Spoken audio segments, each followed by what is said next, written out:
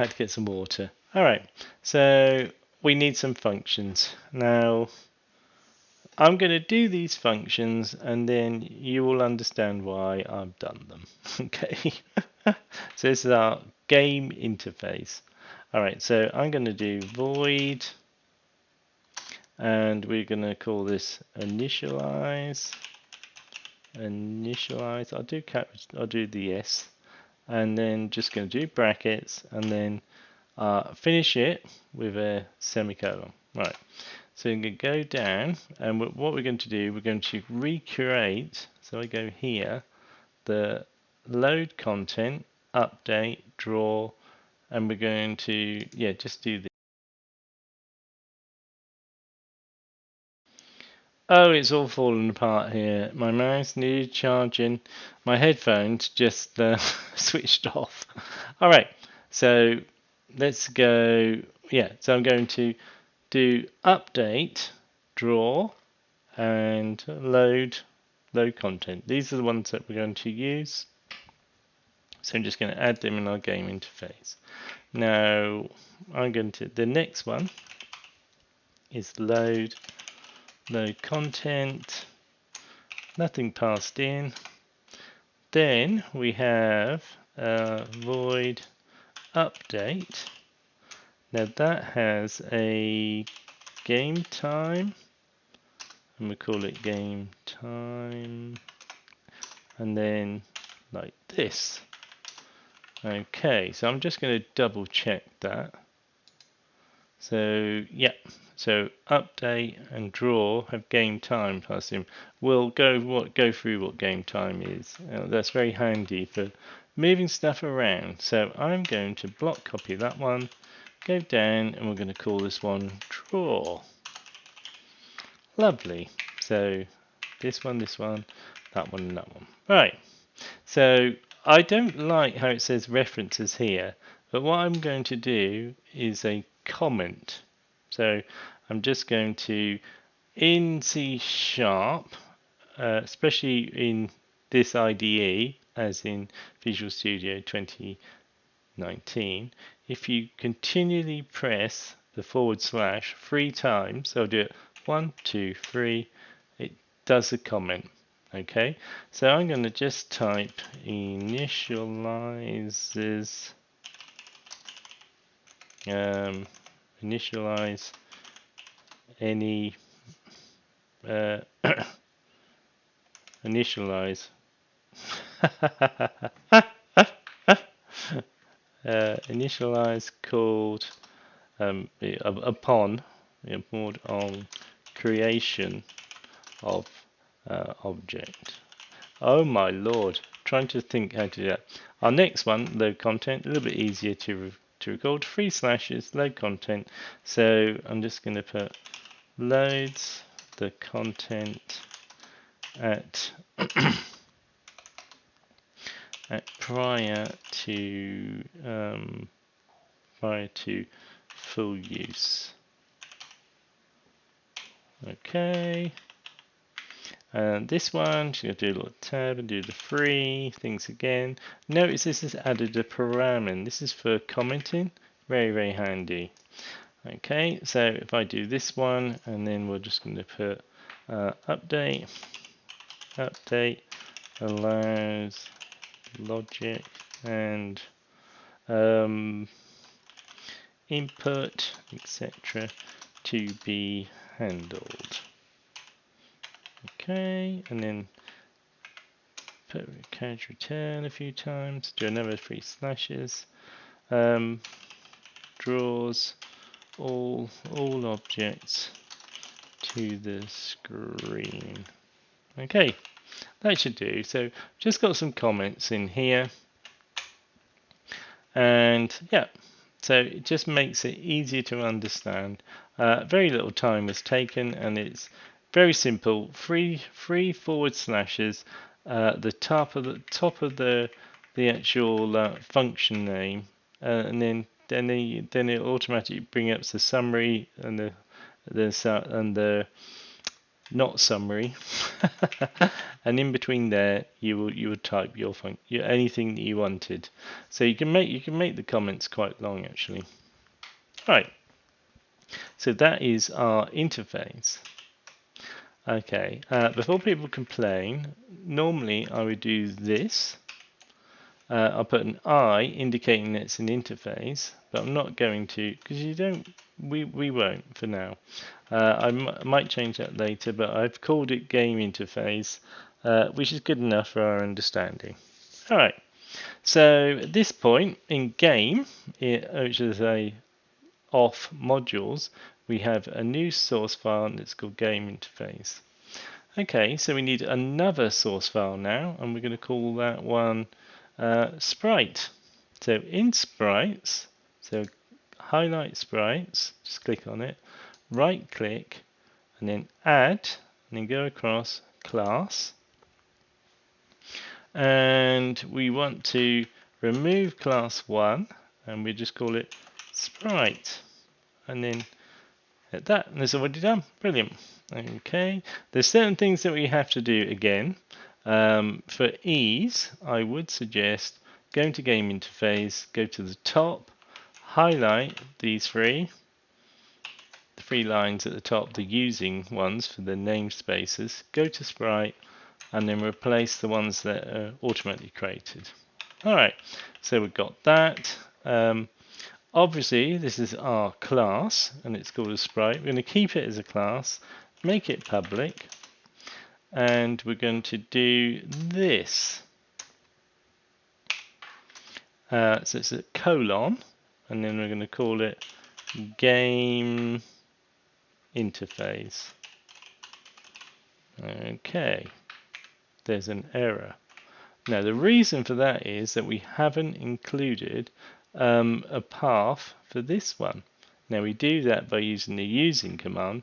Now I can go to here, show potential fixes, and it says using. So okay, so there, if I click that, it's done that at the top of the screen, which I don't like. So I'm going to just move that to the bottom. But what we could do is just do using, and then start typing classic. So we got our classic Game Invaders, hit dot, and we got modules. So highlight that one, hit return, do another dot, and then we've got 2. So we've got game and sprites. So they are the only 2 modules that we have. So we need to install game. So if you have a look here, which is where our game interface is. So let's just get rid of that one. Okay, and this should go. Okay, right, this is an interesting one. So it's highlighted red again. So it says sprite does not implement interface member. Then we've got initialize, load content, update, and draw. That's because we haven't created them.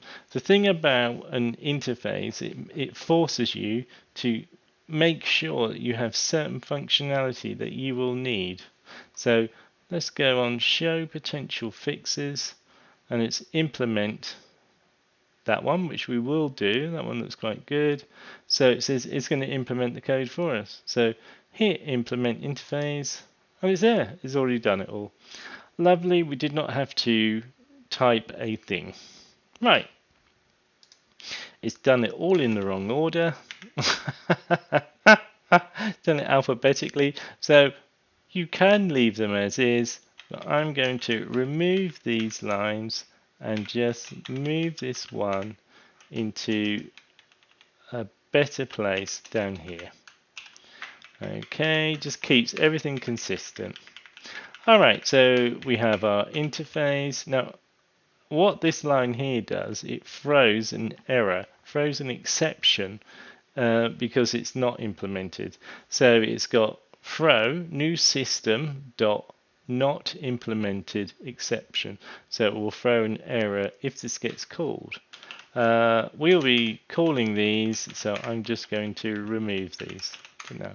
But you can leave them in, and if ever you get the thrown exception, you know you do need to implement something within that. Alright, so this is our core functionality. If you remember regions. So I'm going to put these into a region. So I'm going to go hash region, and I'm going to call this public functionality. Alright, that's not right. Function, I can't even read, I've got my glasses on.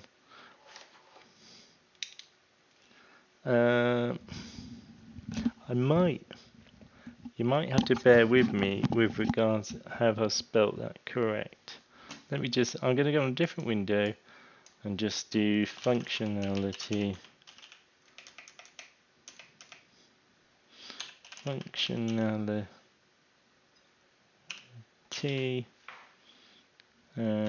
it's functional. No, I've missed it now. Sorry, it didn't look right. So it's nearly got it right. Not good enough. That's better. Functionality. Okay.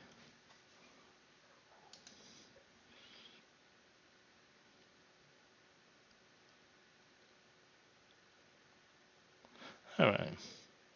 Yeah, it doesn't look. I'm function. Yeah, right. Okay, must be right. Oh my god, it doesn't look right. It looks all wrong. Functionality. It's not quite what I want. So it's functionality. Oh, it must be. Sorry, you have to bear with me. It just looks completely wrong. Alright, so it's end region. So this is our region. Okay, so we can close this. And we know in here we've got our public functionality. So I am going to do another region. And I'm going to call that one private data. And I'm going to do end region. And I'm going to add a bit more. Just going to add a few more. And I'm going to call this one constructors. Bear with me on this one, etc. This one is going to be called properties. We'll go over these in a little while. And this one, just for the sake of it, it's going to be called private functionality. Functionality. Okay, doesn't look right. And I'm going to go that one, remove that one, and we're going to put that one down here. Okay, and close that. So we close these, you can see it just makes life a lot easier. Alright, so normally when you sometimes will load up your file from initially, these will be closed and use a key combination which is Control M, still having it press L and it'll open them. Control M, L, and it will close it. ML open. If I was in here, focused in here, did ML, it closes it all. ML opens. There is a way of closing the ones that are in here, but I've just done it like this. Alright, so this is our core function for our sprite. It's inherited from the interface the following functions that we had to implement. We got it to automatically implement and we edited them. And we're now going to think about what is our sprite. So what is a sprite? Well, a sprite controls, if I do this, we'll make this big, and we'll come down here and I'll just go, what is a sprite? It is an object that can be controlled on the screen. So by just that alone, we will need X, Y position. We will need scale. I'm trying to think. We're going to need rotation. rotation. We're going to have the origin because that's for part of the rotation. And what else? Oh, we're going to need color. I'm going to put in the English spelling. And we're going to need our source for our sprite from our sprite. So we're going to have a source rectangle. Right, I did it all one word. So we've got our XY position, scale, rotation, origin, color, source rectangle. I think that will do for now. Okay, so that is an object moves on the screen. So we're going to extend upon this. So it's an object that can be controlled. So I'm going to put that down here. And this one can be displayed. So this is going to be update function to allow for logic, i.e. movement and collision checks. Lovely. So I've answered two parts to that. What is a sprite? Okay, so what can a sprite do? The simple answer is whatever you code it to do. That sounds flippant. Whatever you code it to do, but so that is whatever you want. It's not regimented. Oh, a sprite must do this, this, and this, and this. It's whatever you want. If you only wanted a sprite that's X, Y, and it was just a single image, then that's fine. If it was always going to be Y, that's fine. If you wanted it to color cycle, that's fine as well. Importantly, it's going to need, I'm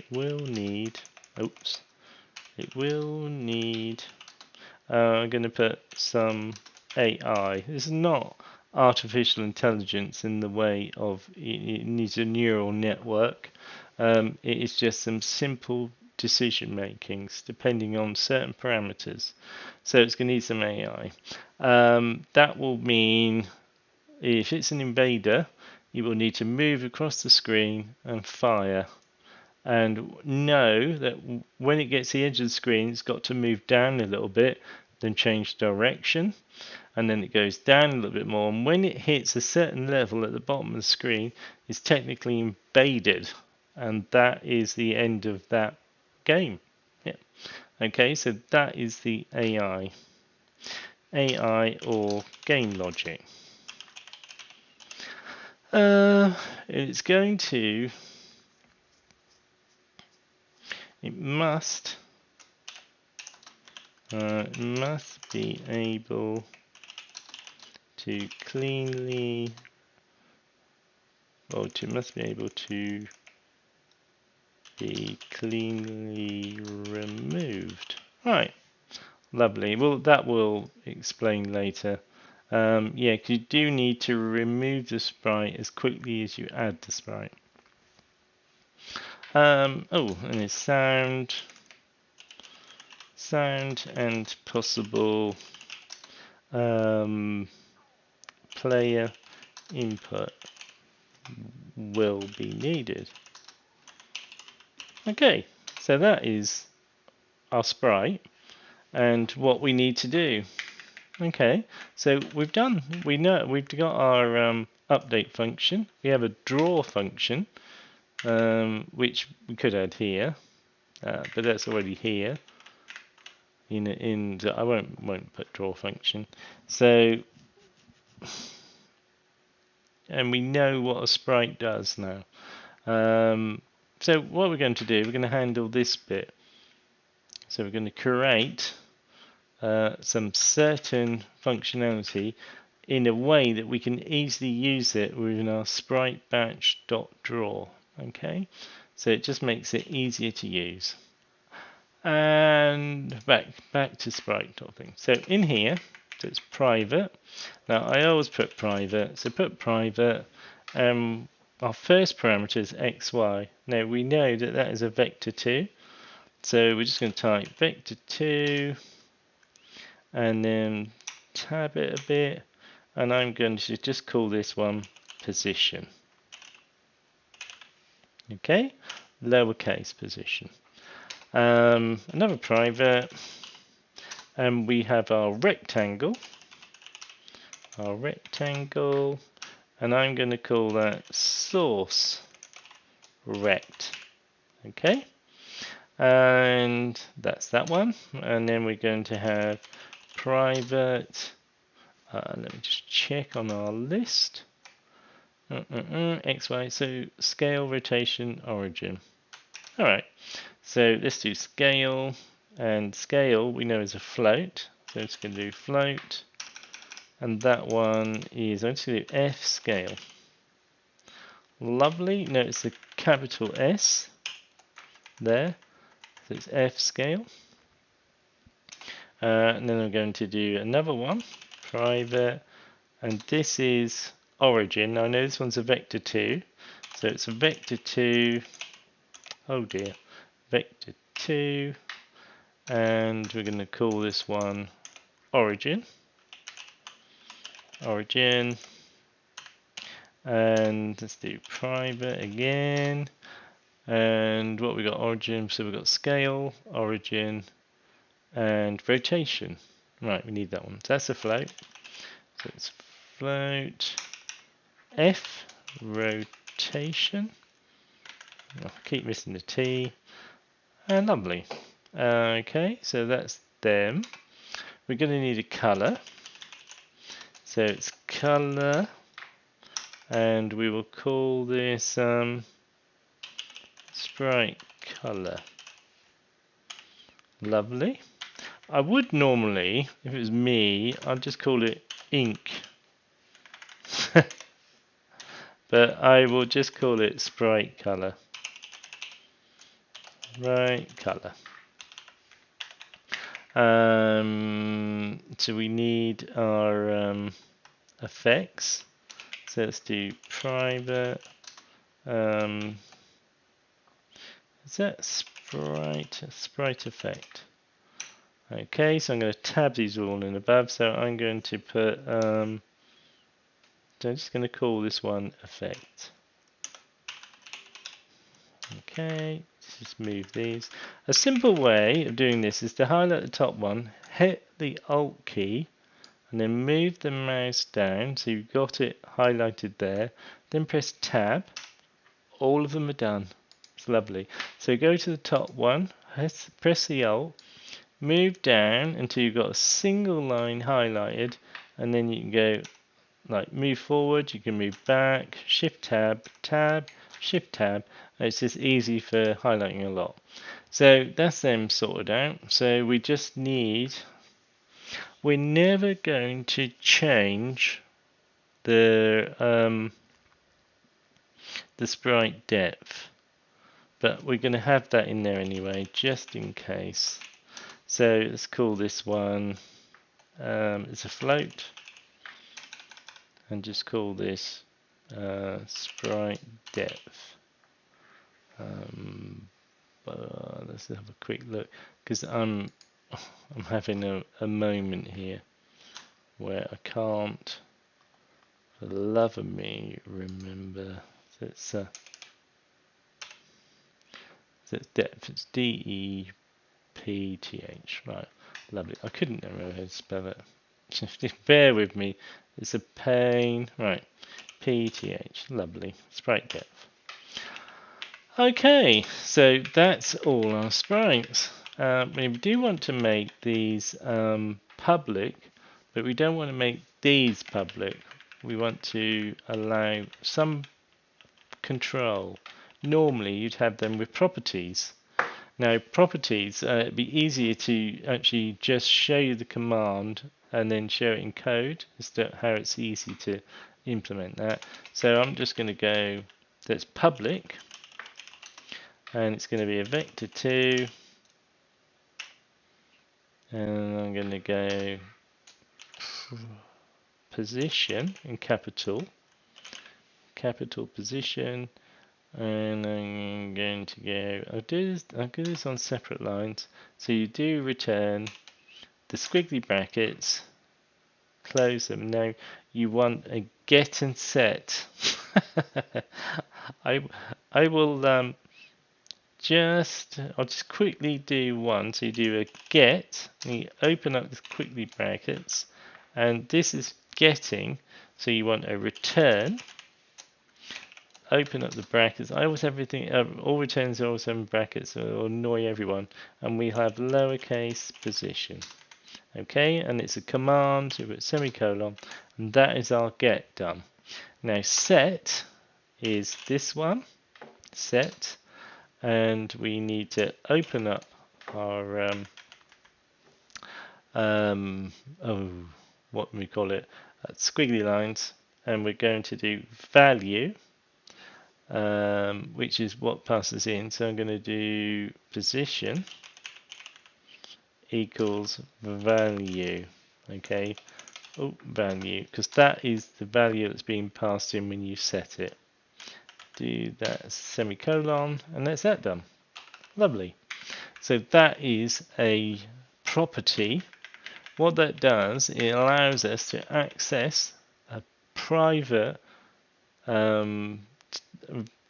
value within our class, but and it also allows us to do other checks. You could do quite a bit of functionality in there, so you can make sure that the sprite is active and things like that. But in essence, this is the simplest one. So we got our position and its return, and it returns the position, which are private vector2, and then we can set that by just passing it into our public one. Quite confusing, but you have to block copy for all of them. I'll make a rod for my own back. I don't know what key I pressed. That's better. So we now do source rect, and in there we do source rect, and this one as well, source rect. Okay, so it's that one done. Highlight that one, and that's not a slight problem there. That should be a rectangle. Lovely. The next one down is a float, so make that float, and that's going to be scale. Just do capital. Oh, just the one capital, please. And that will return our F scale, and that one needs to be changed to F scale. So this is covering our get and sets. Lovely. And then we have origin, which is vector2, and that is origin. So I'll do that in capital letter, origin, and change this one to lowercase origin, and this one here, lowercase origin. Alright, so we just got another float, and that will be, what would that be? A rotation.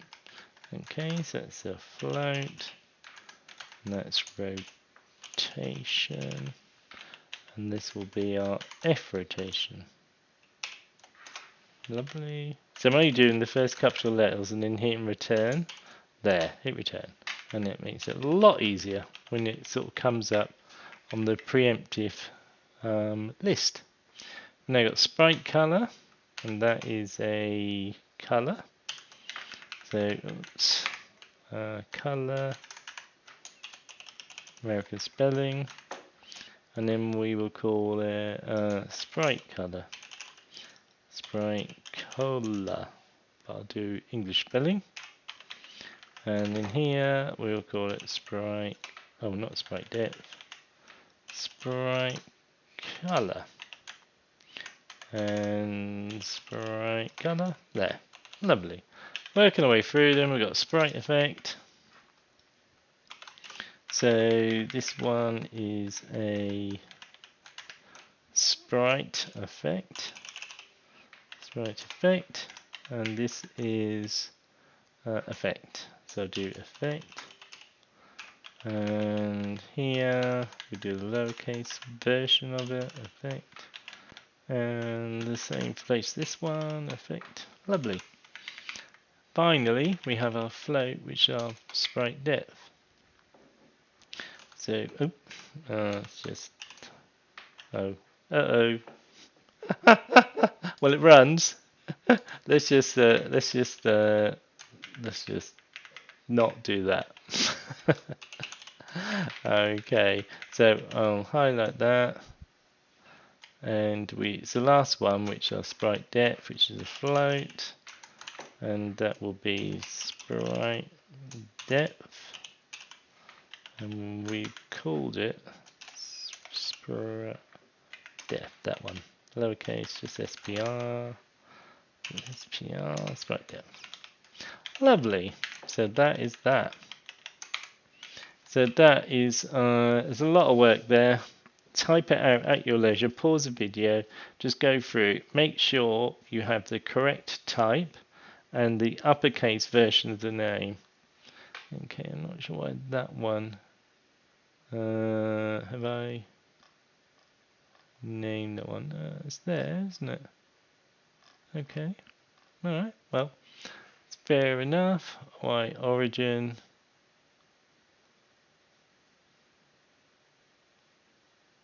Already is the definition for origin. Okay, this is not sure quite where it's inherited that from. So, got one there. Oh, sorry, done it twice. Right, that's better. Yeah, brilliant. And that one, sprite depth, lovely. Should be fine. Okay, so run this one. Everything works. Super duper. Alright, so that is some core functionality. I don't know, let me just check. We might, it's 31 minutes. We might delve this into part 2. So this is the end of part 1. Sorry, I'm going to rush this one. I'm not going to say goodbye. I'm going to say au revoir. And we will come back in part 2, where I will continue our sprite. It's taken a little bit longer, but there's a lot to do. We will churn out a load of code, and hopefully you're following it. This will enable you to go back, understand what we've done so far. So we have, at this current point, we've created our sprite class. We've got some private members here, okay, which is our position, source rect, scale, origin, rotation, sprite color, effect, and the sprite depth. We made them properties. This makes it, well, trust me, makes it easy to use and keeps within the C# core fundamentals for object orientation. Well, yes, for object orientation. Yeah, that doesn't sound right either. I'm having a bad day. It's quite late. All right, so yeah, it allows us to keep some core fundamentals for the class, in the fact that we don't want to expose private members, that we just want to be able to put control over our private members by only giving access through properties. Alright, we will then, on the next part of the video, extend upon this, add our update and draw, and we'll maybe get a sprite move around the screen. And we maybe get quite a few sprites, because we'll quickly implement a sprite manager. Now this is a control for all the sprites, all the active sprites You could have several of them, so you can have one for the invaders, one for the UI. It doesn't matter. We're going to make them nice and simple. A little manager, and you just add sprites, and it will automatically remove them if they're killed or something like that. If you shot them, they will automatically be marked for deletion. It becomes a little bit more complicated, a little bit more logic. So please follow me, go over this, and I will think about how I'm going to actually start sharing this code, so at least you can see the finished article. Okay. All right. So that is the end. I will say goodbye, and we'll come back in part 2.